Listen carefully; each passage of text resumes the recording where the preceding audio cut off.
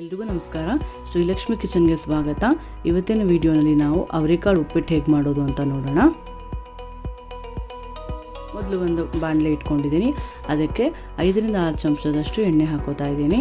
ಉಪ್ಪಿಟ್ಟಿಗೆ ಸ್ವಲ್ಪ ಜಾಸ್ತಿ ಎಣ್ಣೆ ಬೇಕಾಗುತ್ತೆ, ಹಾಗಾಗಿ 5 ರಿಂದ 6 ಚಮಚದಷ್ಟು ಎಣ್ಣೆ ಹಾಕೋತಾ ಇದ್ದೀನಿ. ಎಣ್ಣೆ ಸ್ವಲ್ಪ ಬಿಸಿ ಆಗಬೇಕು. ಈಗ ಅದಕ್ಕೆ 1-1.5 ಚಮಚದಷ್ಟು ಸಾಸಿವೆನ ಹಾಕೋತಾ ಇದ್ದೀನಿ.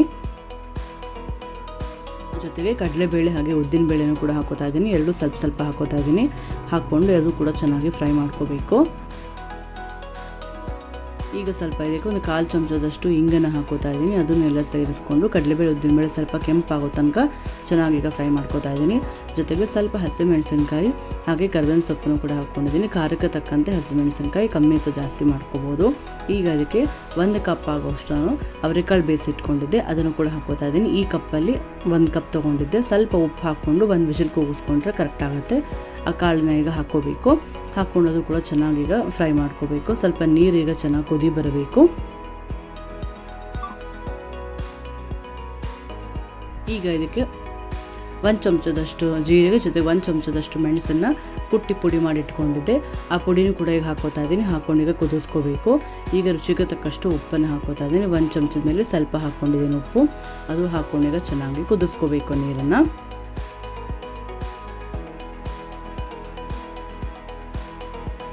ಈಗ ಅದಕ್ಕೆ ಒಂದು ಅರ್ಧ ನಿಂಬೆಹಣ್ಣು ಹಿಂಡ್ಕೋತಾ ಇದ್ದೀನಿ. ಅದನ್ನು ಹಾಕ್ಕೊಂಡು ಕೈ ಆಡಿಸ್ಕೋಬೇಕು. ಈಗ ನೋಡಿ ನೀರು ಚೆನ್ನಾಗಿ ಕುದಿ ಬರ್ತಾ ಇದೆ. ಇವಾಗ ಯಾವ ಕಪ್ಪಲ್ಲಿ ನಾವು ಅವರೆಕಾಳು ತೊಗೊಂಡಿದ್ವಲ್ಲ ಅದೇ ಕಪ್ಪಲ್ಲೇ 3/4 ಕಪ್ ಅಷ್ಟು ರವೆ ತೊಗೊಂಡಿದ್ದೀನಿ. 1 ಕಪ್ ಕಾಳಿಗೆ 3/4 ಕಪ್ ಅಷ್ಟು ರವೆನ ಹಾಕೋತಾ ಇದ್ದೀನಿ. ಸ್ವಲ್ಪ ರವೆ ಕಮ್ಮಿ ಇರಬೇಕು, ಕಾಳಿನ ಪ್ರಮಾಣ ಸ್ವಲ್ಪ ಜಾಸ್ತಿ ಇರಬೇಕು, ಆವಾಗ ಚೆನ್ನಾಗದು ಟೇಸ್ಟ್ ಬರುತ್ತೆ. ಹಾಗಾಗಿ ಈಗ 3/4 ಕಪ್ ಅಷ್ಟು ರವೆನ ಹಾಕೋತಾ ಇದ್ದೀನಿ. ಮೊದಲೇ ಹುರಿದಿಟ್ಕೊಂಡಿರೋವಂಥ ರವೆ ಇದು. ಅದನ್ನು ಹಾಕೊಂಡೀಗ ಚೆನ್ನಾಗಿ ಮಿಕ್ಸ್ ಮಾಡ್ಕೋಬೇಕು. ಜೊತೆಗೆ ಲಾಸ್ಟಲ್ಲಿ ಸ್ವಲ್ಪ ಕಾಯಿ ತುರಿ ಹಾಗೆ ಕೊತ್ತಂಬರಿ ಸೊಪ್ಪನ್ನು ಹಾಕ್ಕೊಂಡು ಚೆನ್ನಾಗಿ ಮಿಕ್ಸ್ ಮಾಡ್ಕೋಬೇಕು.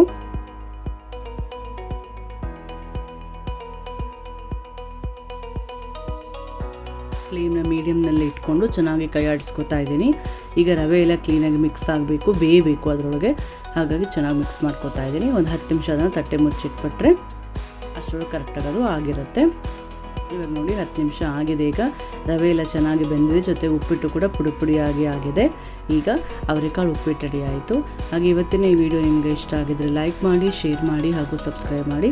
ಎಲ್ಲರಿಗೂ ಧನ್ಯವಾದ.